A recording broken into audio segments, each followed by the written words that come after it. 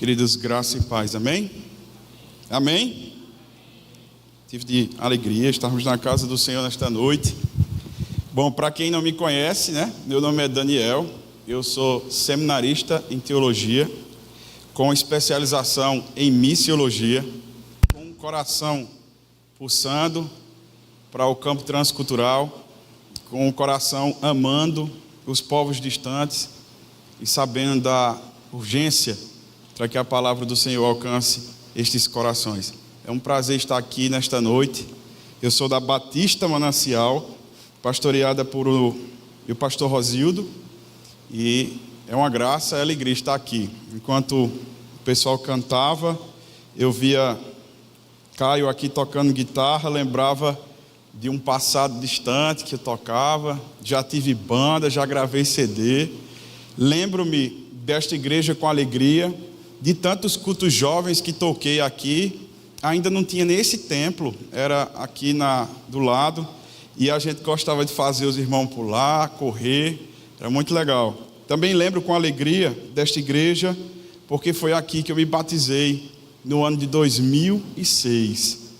A nossa igreja estava passando por reforma, na época eu era da primeira igreja batista aqui em Serra, e nós não tínhamos batistério disponível, e o pastor Everaldo, à época, nos cedeu gentilmente, e eu pude ser batizado, desci as águas aqui nesta igreja. Para o ano faz 20 anos, o tempo passa rápido, mas tudo para a glória do Senhor, fica como testemunho para contarmos a ação do Senhor sobre nossas vidas, amém, querido? E nesta noite eu queria refletir um pouco com vocês acerca da palavra de Deus, e eu peço que você abra a sua Bíblia, seja ela física, digital, Evangelho segundo Mateus, capítulo 14.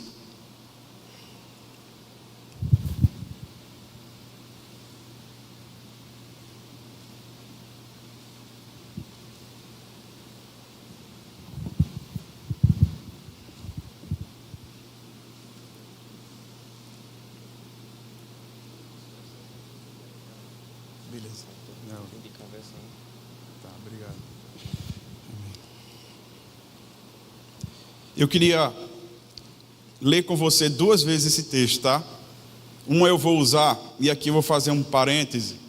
Quando os irmãos estavam cantando, nossa irmã que conduzia aqui o louvor, ela disse assim: essa canção é um pouco antiga. Aí eu me senti mais tranquilo. Eu já me considero antigo na igreja. Mas eu queria fazer um trato com você. Eu gosto de usar a ARA, Almeida Revista e Atualizada, tá? Mas eu vou ler nesta noite uma vez nela, e depois eu queria ler com você mais uma vez, aí se desse para projetar na NVT, tá? Para a gente só reforçar o texto. Evangelho de Mateus, capítulo 14, e nós vamos ler a partir do verso 13. Todos encontraram? Amém? E diz assim a palavra do Senhor: Jesus, ouvindo isto, retirou-se dali num barco para um lugar deserto, à parte. Sabendo das multidões que vieram das cidades, seguindo por toda a terra, desembarcando, viu Jesus uma grande multidão. Compadeceu-se dela e curou os seus enfermos. Ao cair da tarde, vieram os discípulos a Jesus e lhe disseram: o lugar é deserto e vai adiantada a hora. Despede, pois, as multidões, para que, indo pelas aldeias, comprem para si o que comer. Jesus, porém, lhes disse: não precisam retirar-se, dai-lhes vocês mesmos de comer. Mas eles responderam: nós temos aqui senão 5 pães e 2 peixes. Então ele disse: trazei-mos. E tendo mandado que as multidões se assentassem sobre a relva, tomando os 5 pães e os 2 peixes, erguendo os olhos aos céus, os abençoou. Depois, tendo partido os pães, deu aos discípulos, e estes às multidões. Todos comeram e se fartaram. E dos pedaços que sobrejaram, recolheram-lhe ainda 12 cestos cheios. E os que comeram foram cerca de 5.000 homens, além de mulheres e crianças. Amém? Antes da gente ler de novo, eu queria orar com você, tá? Você pode baixar sua cabeça, quietar seu coração nesta hora e pedir que o Senhor esteja conosco. A partir de agora, não que Ele já não estivesse, mas mais uma vez pedindo seu auxílio, para que a palavra encontre o nosso coração. Senhor, te agradeço por esta oportunidade, por esta casa, por cada vida, cada coração que aqui chegou. Que o Senhor possa nos sustentar, que o Senhor possa falar ao nosso coração, nos alimentar. Que Teu Espírito tenha plena liberdade, como há, Senhor, em nosso meio. Que Ele fale aos nossos corações, que possamos olhar para a Tua palavra com alegria, reverência, com temor, mas com alegria, sabendo que o Senhor cuida de nós. Que neste momento, somente o Senhor seja visto e ouvido, que somente o nome de Jesus seja exaltado e que somente Teu Santo Espírito tenha liberdade para falar aos nossos corações. Nós entregamos tudo em Tuas mãos porque confiamos que o Senhor está conosco e cuida de nós. Que a Tua graça salvadora esteja em cada coração, fazendo com que a Tua palavra, Senhor, seja a boa semente lançada no campo que germinará para a glória do Teu nome. Em nome de Jesus. Amém. Agora eu queria ler com você na NVT. E nós vamos ler a partir do 15. Tá? E diz assim: Ao entardecer, os discípulos foram até ele e disseram: Este lugar é isolado e já está ficando tarde. Mande as multidões embora para que possam ir aos povoados comprar comida. Um plus aqui: não há necessidade, disse Jesus. Providencie vocês mesmos alimento para elas. Eles responderam: Temos apenas 5 pães e 2 peixes. Mais uma vez, atenção, tragam para cá, disse ele. Em seguida, mandou o povo sentar-se na grama, tomou os 5 pães e os 2 peixes, olhando para o céu, os abençoou, então partiu os pães em pedaços e os entregou aos seus discípulos, que distribuíram às multidões. Todos comeram à vontade e os discípulos recolheram 12 cestos com as sobras. Os que comeram foram cerca de 5.000 homens, sem contar mulheres e crianças. Queridos, nós estamos diante da palavra do Senhor e mais uma vez, como em toda a Escritura, mas se nós pudéssemos destacar, sempre que há um evangelista falando sobre Jesus, ele destaca uma coisa muito interessante. Jesus sempre buscou a atenção dos seus discípulos. Existia um número grande de pessoas ao redor dele, mas de fato, quem ele queria chamar a atenção eram os que estavam dispostos a segui-lo. E mais uma vez ele faz isso. Mas o que me chama a atenção é que o Senhor, ele, além de querer a atenção, ou seja, que as pessoas que estivessem ouvindo dessem ouvidos, porque são coisas diferentes. Ouvir é uma capacidade talvez cognitiva, mas dar ouvidos é se dispor ao que está sendo dito. Além disto, o Senhor se interessava com uma coisa mais profunda, e a todo instante isso fica claro mais uma vez nesta passagem. Ele estava preocupado que os seus discípulos pudessem se tornar capazes de o representarem em sua ausência. Essa era uma preocupação notada em Cristo, destacada por ele em suas falas. E quando eu olho para esta passagem, e mais uma vez eu encontro isso nas palavras do Senhor, eu me pergunto, por que nós devemos sermos capazes de representar a Cristo diante do mundo? Por que ele estava tão interessado nisso e refletindo nisso? 2 respostas saltam aos nossos olhos. A primeira diz respeito ao enfrentamento de Cristo à nossa natureza pecaminosa, a chamada carne, tão famosa e popularmente falada por Paulo, chamada de sarx. Esta é uma natureza que não nos abandona, e não importa o que você faça, ela sempre continuará ali. Lembro-me então das palavras de um grande reformador para a nossa igreja, Martinho Lutero, e ele disse: desci às águas e me batizei. Celebrava então a morte do velho homem, dormi e no dia seguinte descobri que o miserável sabia nadar e agora preciso matá-lo todos os dias. Essa natureza não nos deixa, essa natureza na verdade fomenta desejos, alimenta vontades, e é justamente contra isso que Cristo quer a atenção dos seus discípulos, para dizer: vocês precisam também alimentar a nova natureza que vocês possuem. Porque se nós afirmarmos que temos uma fé salvífica como povo de Deus, isso quer dizer que fomos salvos, justificados, regenerados, remidos dos pecados, e em nós se fez nova natureza. Por isso Paulo diz em sua carta aos Coríntios, capítulo 5, verso 17, se alguém está em Cristo, nova criatura é. Nós temos uma nova natureza, e é sobre esta que Cristo está a falar mais uma vez. Alimentem esta natureza, porque a natureza do pecado, ela é serva do pecado, então ela só produz pecado. Mas a natureza de Cristo está sujeita à autoridade dele, por isso que ele nos redimiu, nos comprou para si, por meio do seu sangue. Este é o desejo de Cristo, e é urgente, porque a natureza pecaminosa, ela é muito algoz do reino dos céus, e ela tem a capacidade de nos tornar inoperantes, para que esse reino se estabeleça neste mundo cruel. Em primeiro lugar, Jesus queria combater a nossa natureza e destacar que precisávamos alimentar a nossa nova natureza, a que vem dele. E em segundo lugar,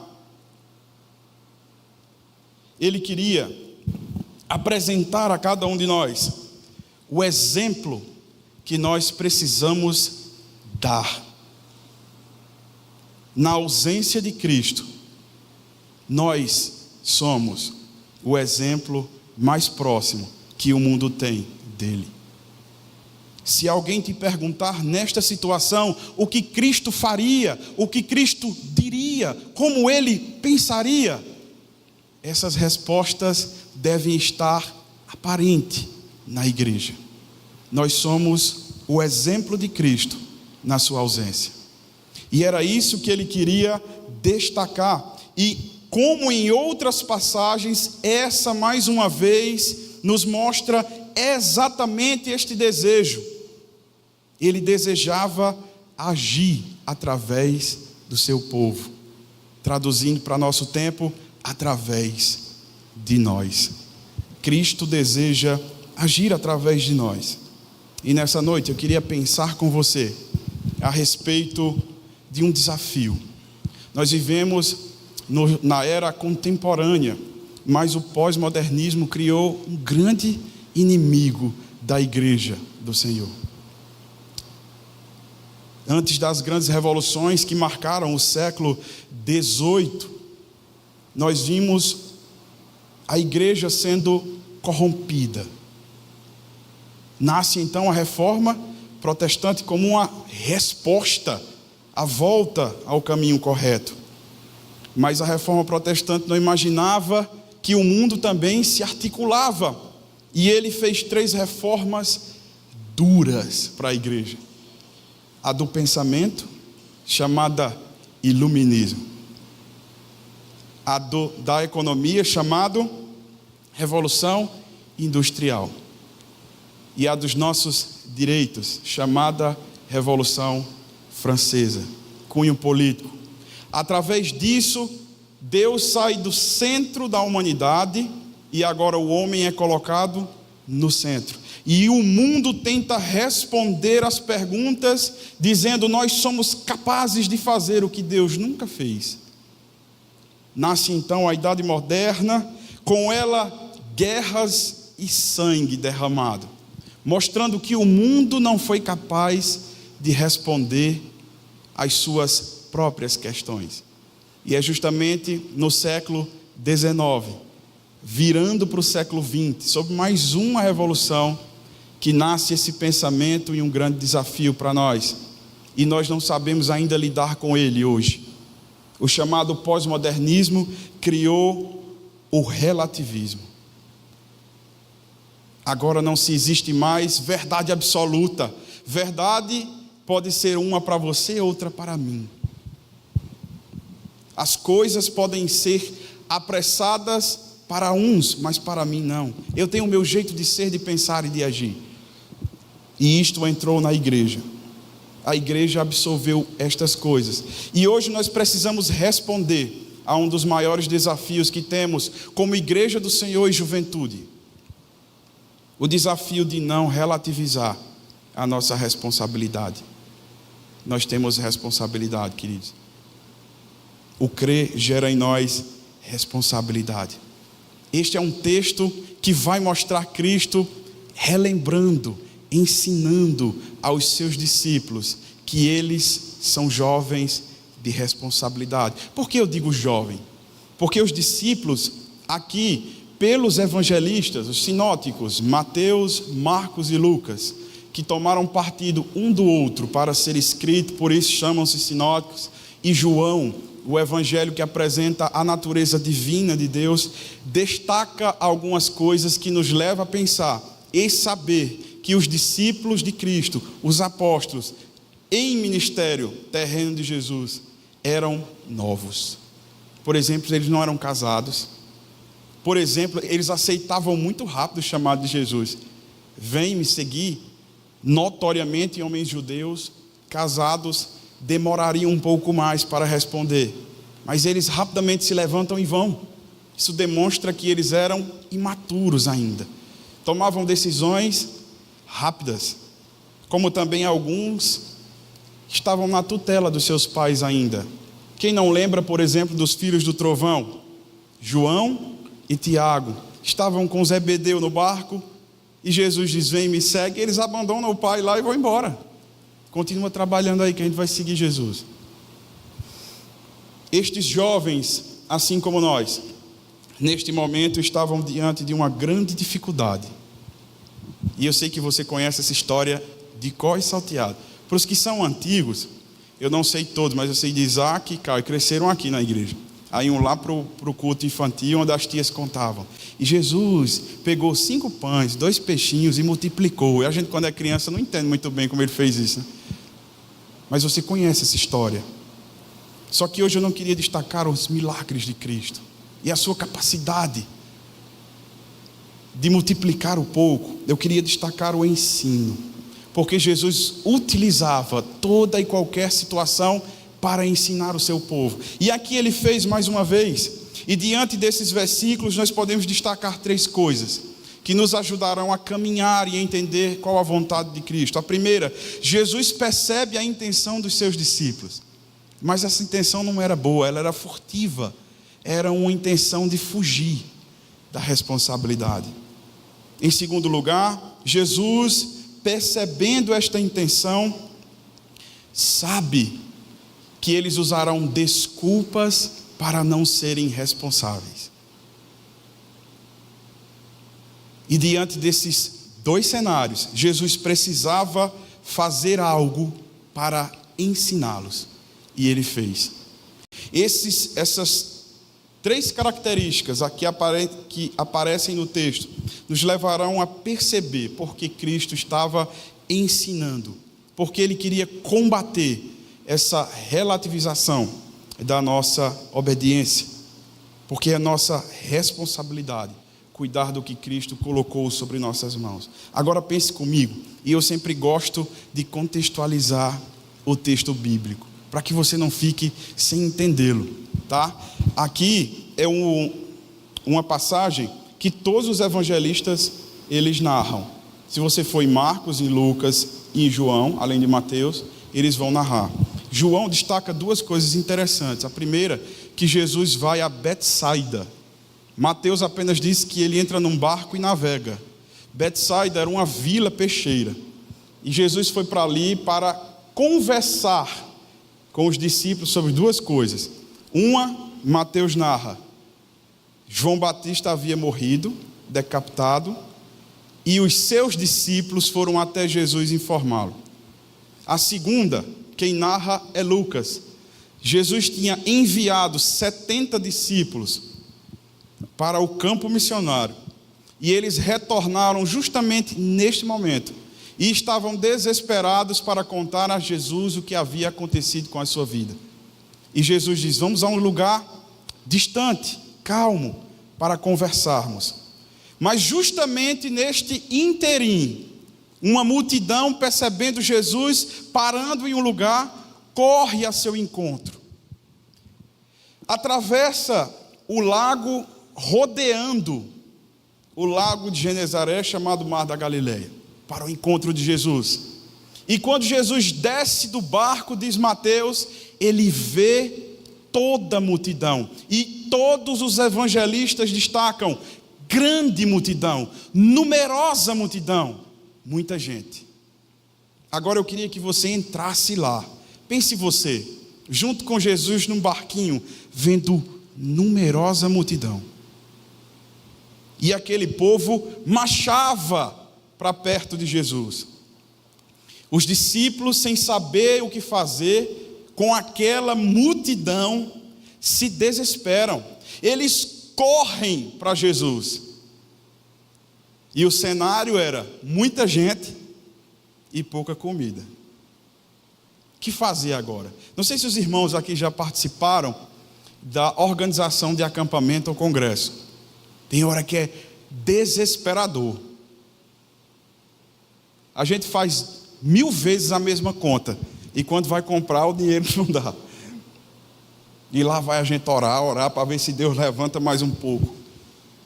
Mas aqui ainda era pior, porque João destaca que Filipe diz ao Senhor: nós não temos nada, e se tivéssemos 200 denários, ainda não seriam suficientes para comprar pão para todo este povo. Cenário desesperador.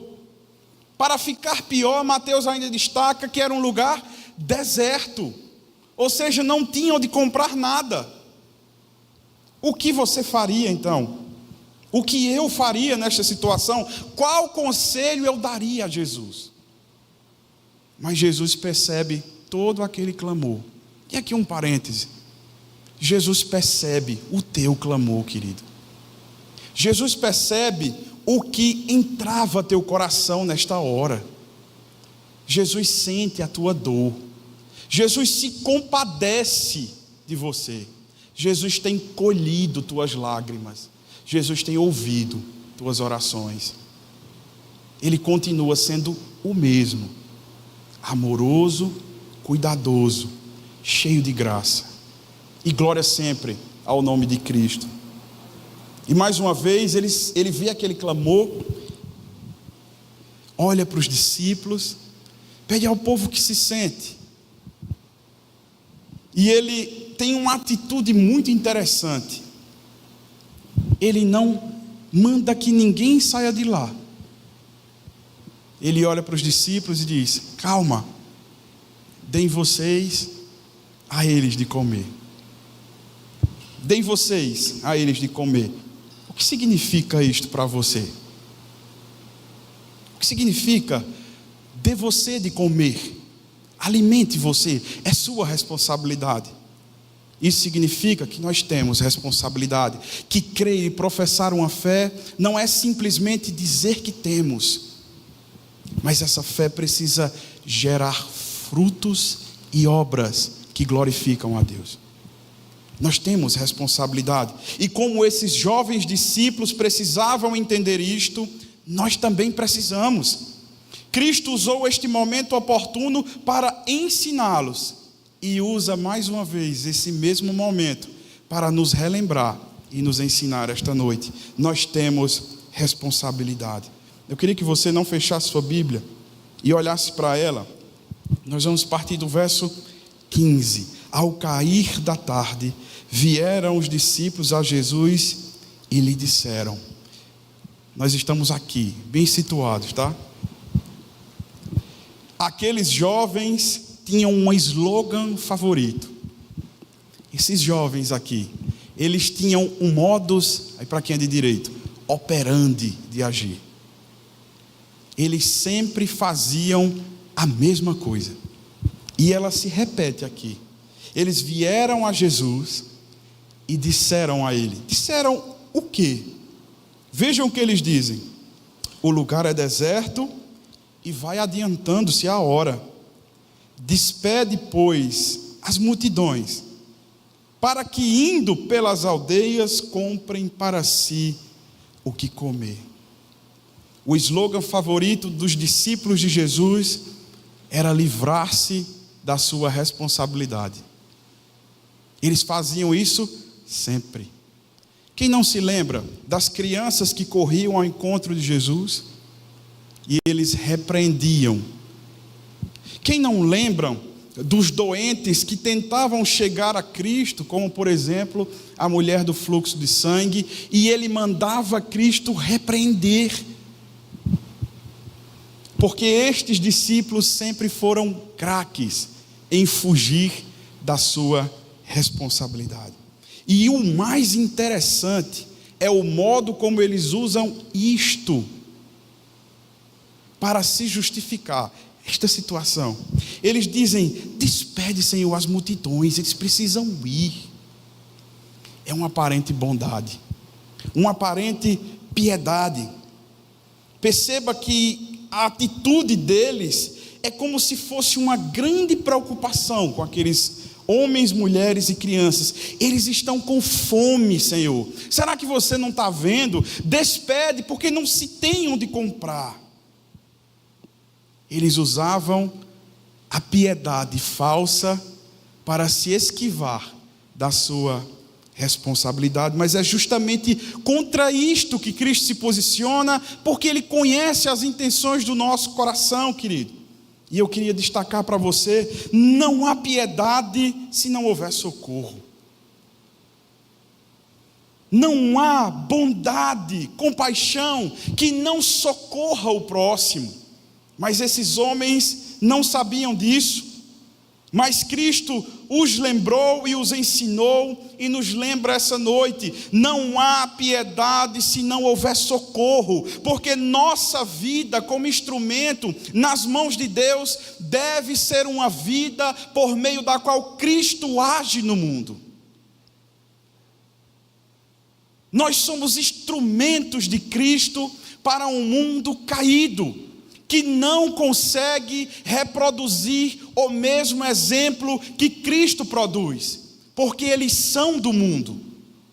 Este exemplo precisa vir da igreja. Não há bondade e piedade que não nos leve a socorrer o próximo. Se não fosse assim, Jesus não tinha destacado no Sermão do Monte a necessidade de você e de mim, de nós sermos sal da terra, luz do mundo. Nós precisamos ser a diferença.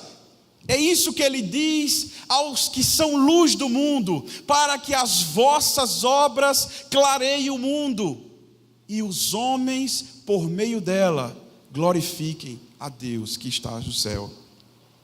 Se não fosse essa nossa responsabilidade, Cristo não teria dito: ao invés de apenas amar o seu próximo, ame seu inimigo.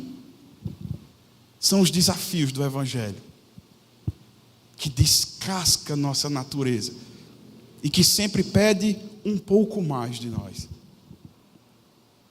Nunca se esqueça, querido, você é o meio pelo qual Deus age no mundo. Que responsabilidade. Nós somos o exemplo de Cristo na sua ausência. Talvez eu pudesse perguntar: que exemplo nós temos sido? Será que o mundo está satisfeito em ver você como representante do Evangelho? Será que o mundo se satisfaz quando olha para mim e diz: este fala, mas não vive? Por isso, querido, a resposta de Cristo é enfática. Cristo olha para aqueles homens e diz: eles não precisam ir. Elas não precisam ir embora. deem vocês algo para que eles comam. Cristo espera que seus filhos, mais do que serem filhos dele, sejam responsáveis pela sua obra. E aqui me chama a atenção duas coisas. Nós somos responsáveis pela missão de Deus no mundo. Deus está em missão desde o Éden para restaurar toda a sua criação. Ela será restaurada porque João viu numerosa multidão de todo povo, tribo, língua e nação, cantando ao Cordeiro uma canção. A gente podia até cantar agora. E os anjos clamam, Santo. Nós estaremos nos céus, preparado para os que temem a Deus. Mas não é o céu a nossa maior riqueza, é Cristo e sua presença eternamente. Nós somos representantes da missão de Deus em alcançar o perdido, e isto flui da nossa adoração. Se você diz que adora a Deus, você participa da missão de Deus no mundo, em buscar aquilo que foi perdido. Você é o meio pelo qual Deus alcança vidas, transforma vidas. E você também é responsável pela provisão, sustento e ensino daqueles que Cristo alcança por meio de sua vida, porque isso chama-se discipulado. É isto que ele disse que nós deveríamos fazer na grande comissão narrada por Mateus: ide por todo o mundo e fazei discípulos, ensinando-os a guardar tudo o que vos tenho ordenado. É nossa responsabilidade alcançar o perdido e cuidar daqueles que são salvos. E era isto que Cristo queria ensinar a estes homens, estes jovens, porque eles fariam isto na sua ausência. Este é o papel da igreja. E talvez você que me ouve nesta noite possa fazer uma pergunta muito justa: como eu posso fazer parte disto? Como eu posso promover algo neste sentido para que Deus avance ao mundo onde eu estou? Eu sou alguém que só vou à faculdade e volto para casa. Eu sou alguém que só trabalho, mas trabalho sozinho. Eu sou alguém que tenho poucos amigos. Na minha rua ninguém me conhece. Como eu posso então ser útil?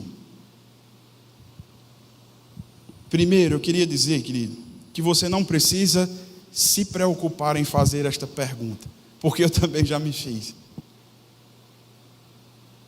Eu me faço essa pergunta sempre, e ela denota em mim e você que o Espírito Santo tem agido em nossa vida. Só se importa com o reino aqueles que fazem parte dele. E Cristo começa a responder esta pergunta que talvez os discípulos não fizeram, mas ela estava nas entrelinhas das suas desculpas para Jesus. Como eu posso ser alguém tão relevante? Como eu posso espalhar esta mensagem? E estes discípulos, impelidos por essa mesma pergunta, dão uma desculpa clássica ao Senhor. Como nós podemos alimentar esta multidão? Como podemos ser responsáveis por ela se só temos 5 pães e 2 peixinhos? Como? O que nós podemos fazer? O próprio evangelista diz que os que comeram 5.000 homens, sem contar mulheres e crianças.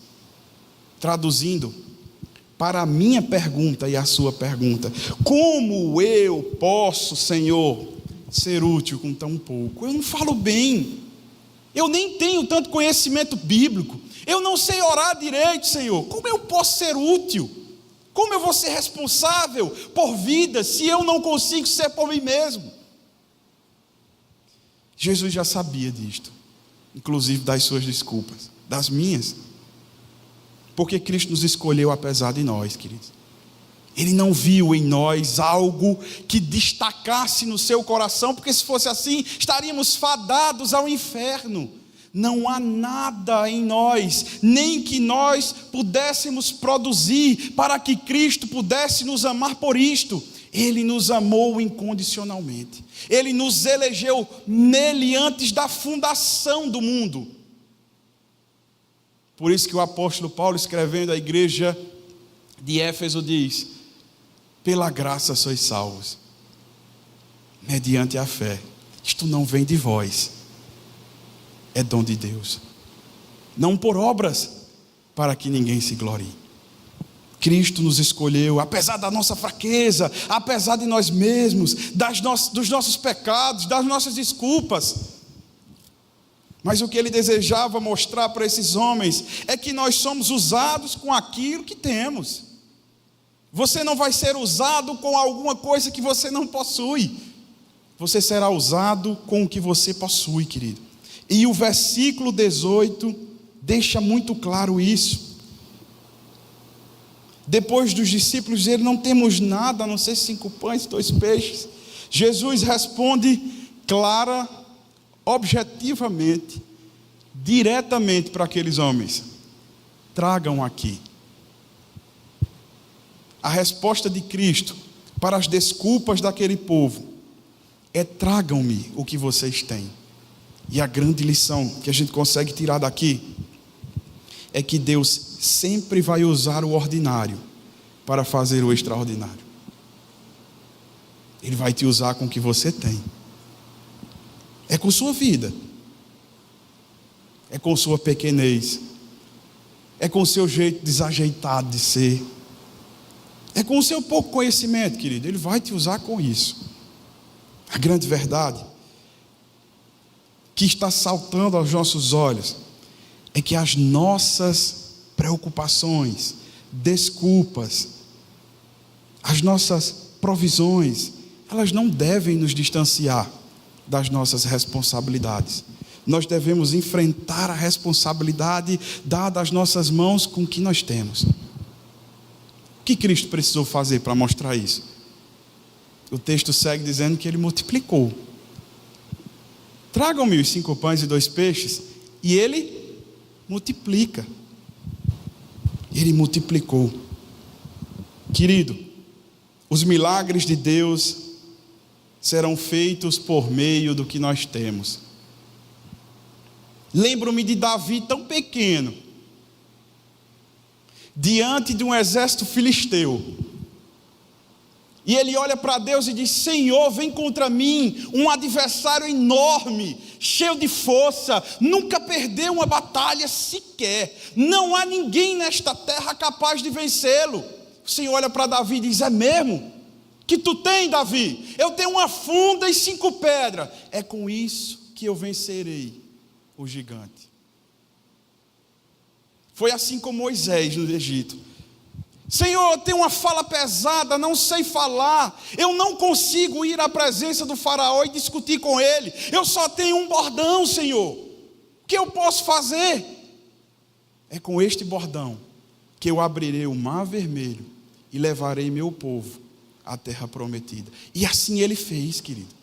Porque nosso Deus é um Deus de milagre, é um Deus de promessa, é um Deus que abre caminho no deserto, é um Deus que é luz na escuridão, é um Deus que usa o pequeno servo para fazer grandes coisas, quando esse pequeno servo se dobra em sua presença e clama por ela dizendo: Senhor, usa-me. Lembre-se de Isaías, quando viu Cristo, quando viu Deus sentado no trono, querubins à sua volta, e disse: Senhor, sou alguém de pesada fala.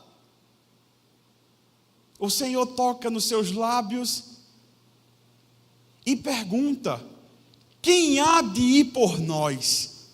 E Isaías, compelido de adoração, diz: Senhor, envia-me a mim. Os campos clamam por missionários do Senhor. Os campos clamam, o mundo clama por exemplos fiéis de Cristo, pela ação da sua igreja, porque o que o mundo tem produzido é apenas pecado e morte. Mas nós temos a vida, nós temos Cristo, e cabe a nós mostrarmos ao mundo. É com o que nós temos que Ele fará a grande revolução. É com o que nós temos que Ele nos usará.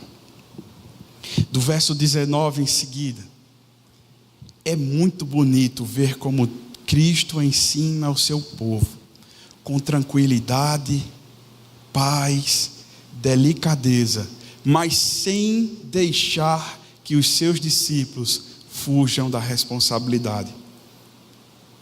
E o que me chama a atenção, eu queria que você lesse comigo a partir do 19, diz assim: e tendo mandado que a multidão se assentasse sobre a terra, tomando 5 pães e 2 peixes, erguendo os olhos ao céu, os abençoou. Depois, tendo partido os pães, deu aos discípulos, e estes às multidões. O que me chama a atenção é o caminho que Cristo nos mostra para responder o nosso anseio. Como posso fazer algo onde eu estou? Em primeiro lugar, Jesus dá graça aos céus pelo que tem. Aqui um adendo, sacudindo você: ore ao Senhor. Tudo que nós vamos começar para Deus começa pela oração. Ore, apresente-se a Deus como um vaso útil em suas mãos. Em seguida, ele reforça que nada nós podemos fazer sem Ele, porque depois que Ele olha para os céus e dá graças, Ele parte os pães e os peixes, Ele os multiplica. Sem a ação de Cristo, nós não podemos fazer nada, mas Ele pode fazer tudo, porque Ele é Deus. Ele repartiu os peixes e os pães e multiplicou. Por último, é o mais interessante, porque o final do verso 19 diz: depois de ter partido os pães e os peixes, Ele deu aos discípulos e eles às multidões. Ele reforça que este seria o caminho pelo qual aqueles homens o representariam quando ele não estivesse aqui. O agir de Deus passa por nós. A multiplicação dos pães foi dada aos discípulos. A multiplicação dos peixes foi dada aos discípulos, e eles alimentaram 5.000 homens. Querido, se há uma verdade que nós podemos destacar depois disto, é que o Senhor usará você, com o que você tem, por meio de você, para alcançar outros. Você é a ponte da ação de Deus para o mundo. Por fim, eu queria fazer 2 aplicações para o nosso coração. E depois de toda essa história narrada, depois de passar por tudo isso, Jesus, vendo seus representantes tentando fugir da responsabilidade mais uma vez, usando da desculpa para dizer que não seriam capazes, ensinando pacientemente a eles, Jesus nos toca para nesta noite também aprendermos com Ele. E eu queria destacar, querido, o que para mim importa disso tudo, porque não adianta ouvirmos a palavra, sabermos do que ela diz, até saber tudo que tem nela, e ela não promover nada em nosso coração. Não adianta. Por isso que eu penso, por isso que muitas vezes eu me esfolo, por isso que muitas vezes na presença de Deus nós só temos lágrimas, porque é desesperador, é doído, difícil. O que nós vamos fazer, Senhor? O que isto que o Senhor mais uma vez fala ao nosso coração significa para nós que somos igreja do Senhor? E para mim eu devo pensar que onde estou, eu sou o meio do agir de Deus naquele lugar. Na vida do crente não existe nada por acaso. Se você está naquele lugar, trabalhando com aquelas pessoas, você é o meio pelo qual Deus alcançará aquelas pessoas e aquele lugar. Não é responsabilidade de mais ninguém, é sua e é minha, é nossa. Sou eu que devo ser o que ajuda, sou eu que devo ser o que acode, sou eu que devo ser o que alimenta, sou eu que devo interceder por todos, sou eu que preciso ser o meio. E o grande desafio para mim e para você, portanto para nós, é não deixar que nossas desculpas atrapalhem o agir de Cristo no mundo. É não deixar que o nosso testemunho seja um caminho de desvio da ação de Cristo. É deixar que as suas limitações, na verdade, não deixar que suas limitações interfiram no que Cristo tem para fazer no meio do mundo. Você precisa ser o meio pelo qual Ele alcança os perdidos. E se de tudo que eu falei nesta noite, você puder lembrar apenas de uma coisa, lembre-se disso: o socorro de Deus ao perdido passa pela nossa obediência. Se nós não estivermos dispostos a sermos obedientes ao que Ele pede, o socorro de Deus não chegará por meio de você, mas Ele chegará por meio daquele que é obediente. E que tristeza não fazer parte da obra de Deus. Porque aqueles que entendem o que Cristo fez por você mesmo, de onde Ele te salvou. Cristo não nos salvou de uma vida tão horrível assim, Ele nos salvou de nós mesmos. Era nós mesmos que nos afogávamos em nossos pecados. Ele nos tirou do império das trevas, nos libertou e nos levou para o seu reino de paz. Isto deve significar muito mais do que apenas responder uma pergunta: você é crente? Nós não estamos falando de definições, apesar do povo de Deus ter uma identidade, e a Bíblia mostra qual, mas nós estamos falando de vidas que foram alcançadas e transformadas, agora são usadas por Deus para transformar outros como Ele. Nós somos a prova viva de que existe um Deus capaz de nos amar, de nos transformar de vis pecadores em homens e mulheres que vivem para a glória do seu nome. Nós somos a prova viva. Não se esqueça que o socorro de Deus ao necessitado, Ele passa pela sua obediência. E por último, quando eu olho para Jesus orando, tantas vezes, em tantas situações, mesmo sendo Deus, como o apóstolo Paulo diz aos Filipenses, mesmo sendo Deus, não usurpou esta condição. Ao contrário, se humilhou e foi fiel até a morte, e morte de cruz. Jesus orava sempre. E aqui mais uma vez, diante do milagre, Ele dá graças. E eu me pergunto: Senhor, será que minhas orações têm tido um clamor por aqueles que não te conhecem? Porque as minhas orações como servo do Senhor devem me levar a clamar pelos perdidos. Você deve orar para que as pessoas venham até você, para que você vá até as pessoas. Muitas vezes a gente está ali no seminário, conversa sobre a urgência da ação da igreja. vemos nos rostos dos irmãos o desejo de participar do campo. E é notório que a oração que um faz, a maioria tem feito, eu não vou dizer todos, mas a maioria. Senhor, traz para nós aqueles que o Senhor já começou a transformar o coração. Que nós possamos ser ponte.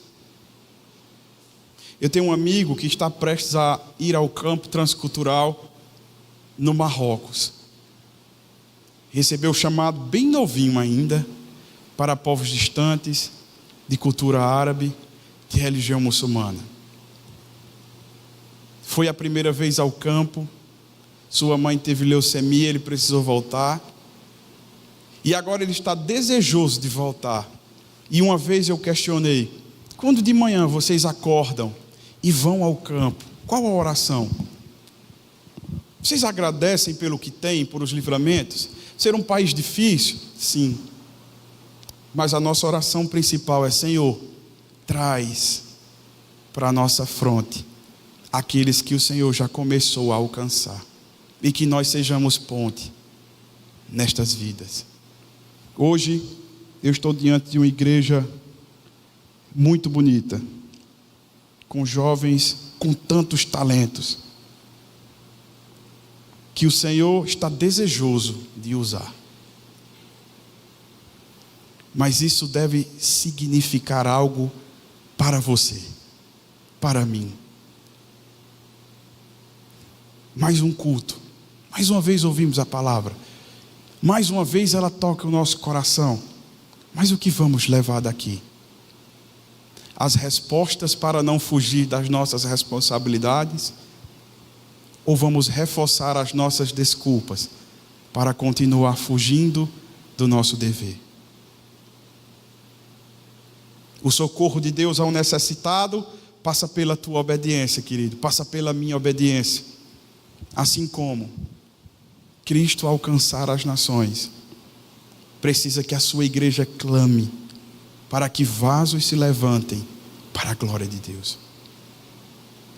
E eu queria só destacar por último, que para mim, eu sei que tem disposições teológicas diferentes, mas para mim todo crente é missionário. E o campo que Deus quer te usar é onde você está. Clame por aqueles que estão com você. Porque uma vida transformada e remida por Cristo é uma vida que reafirma em voz alta para um mundo sombrio a esperança de um Deus que nos ama e nos transforma. Amém? Querido, eu queria que você ficasse de pé. E eu queria orar por tua vida nesta hora. Queria pedir o auxílio de Deus para esta juventude, para este povo, para esta igreja.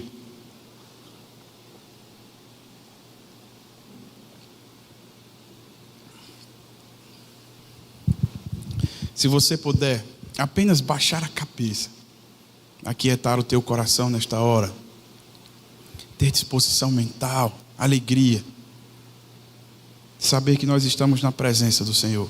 Nós acabamos de falar da sua palavra. Isso significa muito mais do que ler um texto. É a palavra de Deus, Ele falando aos nossos corações. Isso deve significar muito mais para nós do que muitas vezes tem significado. E se Deus fala ao teu coração, não dê desculpas ao Senhor. Se Deus toca, convida você a fazer parte da sua obra,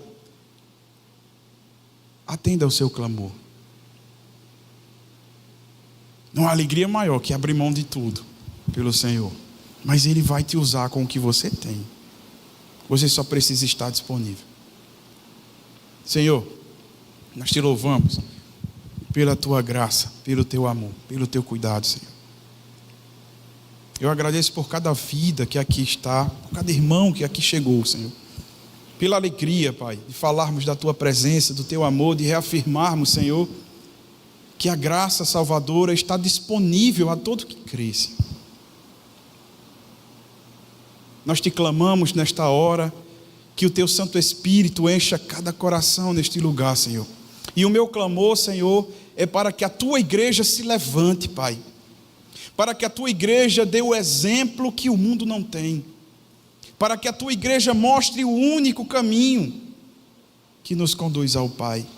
Este caminho é tu, Jesus. Capacita teus filhos, Pai. Os enche de amor por ti. Que a nossa vida seja muito mais que só cantar bonito, que só saber falar bonito, Pai. Que o Senhor seja mais que tudo.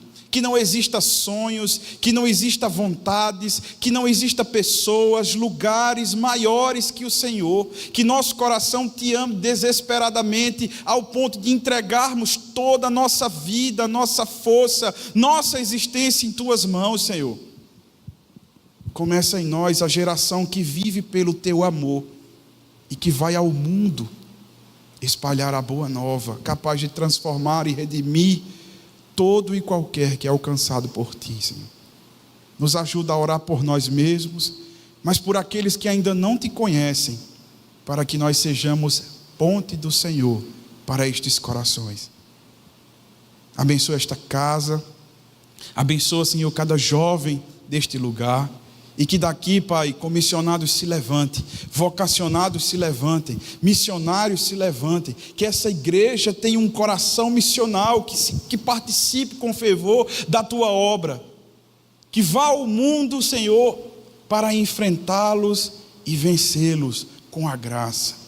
Que esta igreja fique pequena para o teu agir, que ela seja pequena para a quantidade de pessoas que o Senhor trará para cá, para louvar o teu nome. Que esta igreja alcance o mundo através dos seus filhos, Pai.